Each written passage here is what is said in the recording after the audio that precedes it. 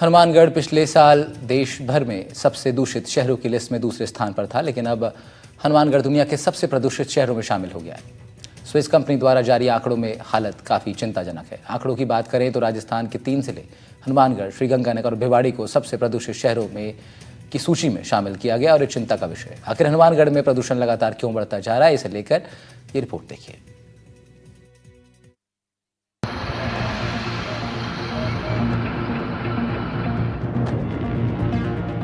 हनुमानगढ़ का प्रदूषित शहरों की सूची में लगातार बने रहना चिंता का विषय है।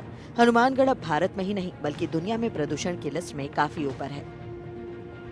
क्षेत्र में पराली जलाना, उद्योगों, कारखानों, ईंट भट्टों की चिमनियों से निकलता धुआं और बढ़ते ट्रैफिक की वजह से होने वाले प्रदूषण ने इसे दुनिया के प्रदूषित शहरों में शामिल कर दिया है। निश्चित तौर पर ये आने वाली पीढ़ियों के लिए अभिशाप बनता नजर आने लगा है, क्योंकि जिस तरह से लगातार प्रदूषण बढ़ रहा है उससे कई गंभीर बीमारियां हो रही हैं। चर्म रोग हो या कैंसर जैसी जानलेवा बीमारियां सब प्रदूषण की वजह से ही है। पिछले वर्ष देश के सबसे प्रदूषित शहरों के अंदर शुमार होने वाला हनुमानगढ़ पिछले वर्ष जहां देश भर के अंदर दूसरे नंबर पर रहा था, वहीं अब एक अंतर्राष्ट्रीय संस्था द्वारा जारी सूची में टॉप 25 के अंदर हनुमानगढ़ पूरे विश्व भर के अंदर प्रदूषित शहरों में शुमार हुआ है। ऐसा बदनामी का टैग लेने के जिम्मेदार कई कारण है, लेकिन जो लोग हैं वो कारणों पे नहीं जाना चाहते। अलग अलग कारण है, इसमें भट्टे भी है, इसमें पराली का जलाना भी है, इसमें इंडस्ट्रीज की जो धुआं निकल रहा है वो भी एक बड़ा कारण है।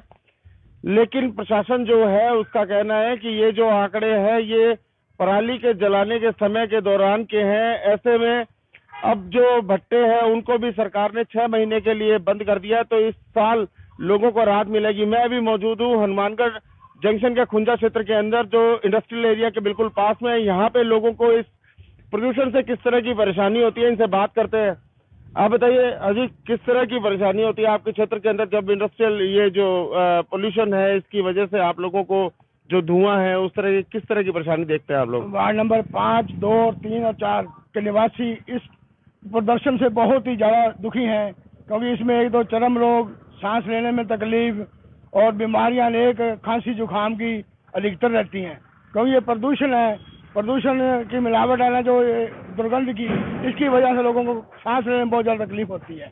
इसमें हम आए दिन कोई प्रदर्शन भी कर चुके हैं, हम ज्ञापन भी कलेक्टर साहब को देते हैं, लेकिन कोई भी सुनवाई नहीं है। इसकी वजह से लोगों में बीमारियाँ फैल रही हैं। आए दिन कोई ना कोई बीमारी के दुर्घटना के शिकार हो रहे हैं। कोई दमे का हो रहा है, कोई अस्थमा का हो रहा है, कोई नजले जुकाम का हो रहा है, सिर्फ इन फैक्ट्रियों के धुएं के कारण। प्रदूषण के बढ़ते मामले को लेकर इंडस्ट्रीज एसोसिएशन के सचिव जयपाल जैन का कहना है कि प्रदूषण में उद्योगों की भूमिका को नकारा नहीं जा सकता, लेकिन विभाग की भी जिम्मेदारी बनती है कि जिन शर्तों पर उद्योगों को प्रमाण पत्र जारी किया जाता है उन शर्तों की पालना सख्ती से हो। नियमों के उल्लंघन के लिए विभाग का रवैया भी जिम्मेदार है। आने वाली पीढ़ी को बेहतर वातावरण देने की जिम्मेदारी सबकी है। आज हनुमानगढ़ में जो पोल्यूशन का स्तर दिनों दिन बढ़ता जा रहा है और उसकी इतनी भयंकर स्थिति होगी कि हम दुनिया के अंदर इस चीज के लिए पहचान गए कि सबसे ज्यादा पोल्यूटेड एरिया हनुमानगढ़ है। इसको रोकने की व्यवस्था सरकार की जिम्मेदारी है। सरकार अपनी मॉनिटरिंग एजेंसियों को ये सुनिश्चित करे कि जो भी इस पोल्यूशन का कारक बन रहा है, जो फैला रहा है, उसको कैसे रोके, उसका समाधान क्या हो। लाइसेंस लेके आगे मॉनिटरिंग करने की जिम्मेवारी भी किसी विभाग की होनी चाहिए। वो अपनी जिम्मेवारियों से मुक्त ना हो, तभी ये इतना प्रदूषण का स्तर रुकेगा। अन्यथा आने वाली पीढ़ियां हमें गालियां निकाला करेगी कि हमारे को ये जहर देके गए है। अभी तो ये समस्या सिर्फ इसकी दिखाई जा रही है, हकीकत में पानी की भी आसपास की समस्या भी ये है कि वो सैचुरेशन स्टेज आ गई।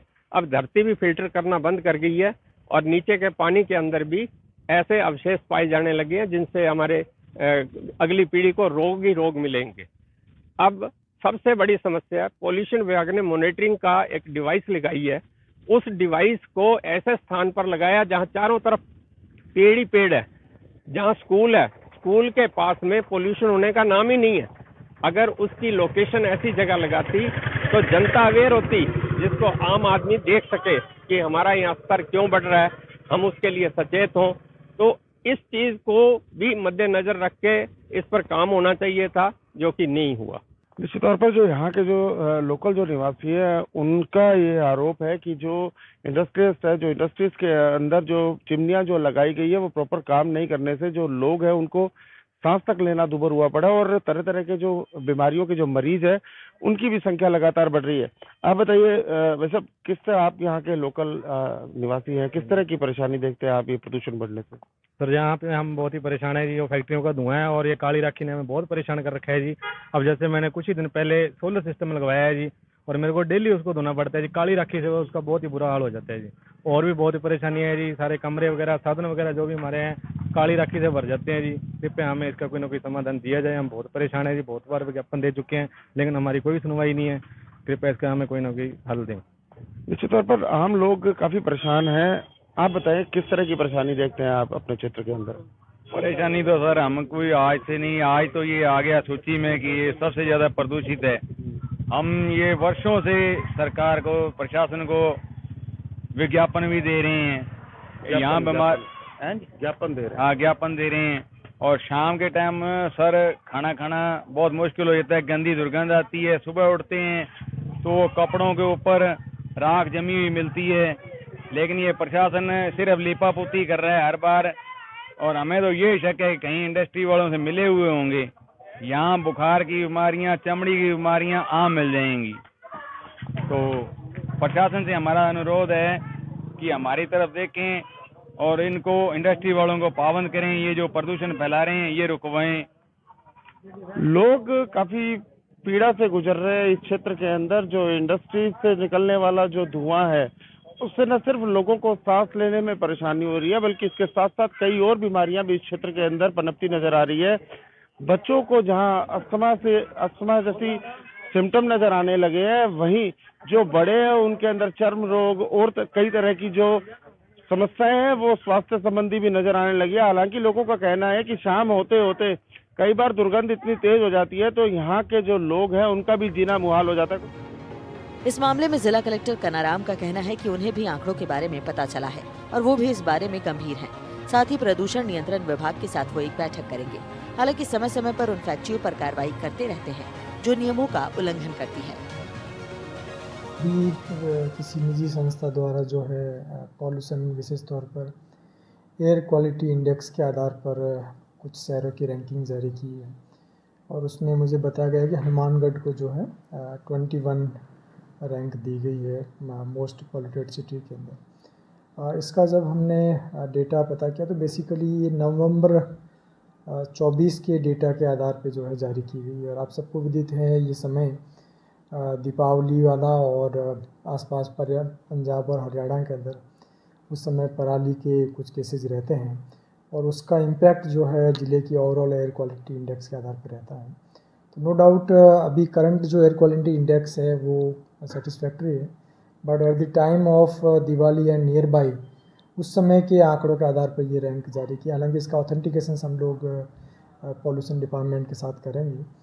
ज़िले में एज सच कोई बड़ी इंडस्ट्रियल यूनिट नहीं है जहाँ से पॉल्यूशंस वगैरह ज़्यादा हो। सबसे बड़ी जो इंडस्ट्रीज़ है वो ईंट भट्टा है और ईंट भट्टे में भी राज्य सरकार ने एक विशेष निर्णय किया है कि अब 6 महीने जो है जून से लेकर दिसंबर तक ईंट भट्टे जो है वो बंद रहेंगे।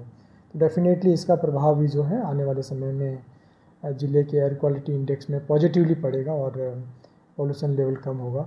साथ ही पराली को लेकर भी लगातार कृषि विभाग और रेवेन्यू विभाग चौकस रहे हैं। चूँकि अब एथेनॉल प्लांट और अन्य बायोमास प्लांट के अंदर पराली का यूज़ आना शुरू हुआ है, तो बेलर और अन्य इक्विपमेंट पे भी हम लोगों ने गवर्नमेंट को लिखा है कि इन पे सब्सिडी में सम्मिलित किया जाए ताकि ज़्यादा से ज़्यादा किसान जो है इसका पॉजिटिव यूज़ कर पाए और पराली की जो समस्या है वो पूर्णतः समाप्त हो। आप बताएं किस तरह की परेशानी होती है आम लोगों को? परेशानी बहुत ज़्यादा है जी। सुबह उठते हैं तो राखी हो सारे घर के अंदर फैल जाती है, छतों के ऊपर फैल जाती है और जो खाना पीना है उसके ऊपर भी चली जाती है। बच्चे हैं छोटे छोटे, बड़ी परेशानी है, बड़ी दिक्कत है राखी की, बहुत ज़्यादा दिक्कत है। कभी इस समस्या को लेकर आप लोग कभी प्रशासन के पास गए हो, कभी बात रखी हो या किसी अधिकारी ने आके? हमारी सुनवाई नहीं हुई। बहुत बार प्रशासन को भी बोला है, कई बड़े बड़े बंदों को बोला है पर कोई सुनवाई नहीं हुई। इसका कोई हल करो आप। यहाँ के लोग काफी परेशान नजर आ रहे हैं। कई बार जो उचित मंच है उसके ऊपर भी मांग उठाने के बावजूद इन लोगों की सुनवाई नहीं हो पाई है। यहाँ की महिलाएं कुछ मौजूद है, इनसे बात करते हैं। आप बताइए, आप लोगों को किस तरह की परेशानी देखने को मिलती है इस प्रदूषण से? आप सवेरे राख ही राख हुई पई होंगी, फिर झाड़ू निकालते, फिर घंटे बाद वो ऐसी ही राख होती, 3-4 बार झाड़ू लगाता हूँ। कपड़ों में भी धूल मिट्टी, वैसे भी प्रदूषण में भी धूल मिट्टी, चेहरा ढक के चलना पड़ता है। और आपके जो छोटे छोटे बच्चे होंगे आँखों में पड़ जाती है राख, उन्हें को दिक्कत होती है। आप बताएं सर, जैसे हम कपड़ा सुखाते सफेद होता है ना, उसके ऊपर परत जमी पड़ी होती है, और जैसे सांस लेने में दिक्कत आती है, बच्चों को भी आती है, बड़ों को भी आती है, सबको आती है सर सांस लेने में दिक्कत। पर ये प्रदूषण की वजह से बहुत ज्यादा दिक्कत आती है। निश्चित तौर पर जो पोल्यूशन है उसने न सिर्फ इस क्षेत्र की, इस एरिया की, इस जिले के मुख्यालय की आबो हवा खराब कर रखी है, बल्कि जो इंडस्ट्रियल एरिया है उसके आसपास रहने वाले जो लोगों का जो सामान्य जो जनजीवन है वो भी बुरी तरह से इससे प्रभावित नजर आ रहा है। लोग स्वास्थ्य संबंधी नई नई शिकायतें लेकर सामने आ रहे हैं। वहीं जो महिलाएं हैं जो अपने घर की देखभाल करती है, उन लोगों को भी रोजाना के जीवन में काफी परेशानी का सामना करना पड़ता है। पूरे दिन उनको साफ सफाई का ध्यान रखना पड़ता है। इसके अलावा जो छत है वो भी पूरी तरह से काली नजर आती है। अब देखना ये होगा कि कई बार इस क्षेत्र के लोगों ने जिला प्रशासन से गुहार लगाई है कि वे आसपास के जो उद्योग लगे हुए हैं उनको पाबंद करें, कि ये जो आसपास का जो राख और जो आबो हवा जो दूषित हो रही है उसको लेकर जो इनके उद्योगों के अंदर जो चिमनियां लगी हुई है उनको सही से काम करे, ताकि जो इस क्षेत्र का जो वातावरण है वो साफ हो सके। अब देखना ये होगा कि जिस तरह के प्रशासन ने दावे किए और जो लोगों ने यहाँ पर धरातल के ऊपर अपनी जो समस्याएं बताई है, इन दोनों के बीच में तालमेल बिठाकर इन लोगों के जीवन को कब सुगम बनाया जाता है। एनडीटीवी के लिए मनीष शर्मा, हनुमानगढ़।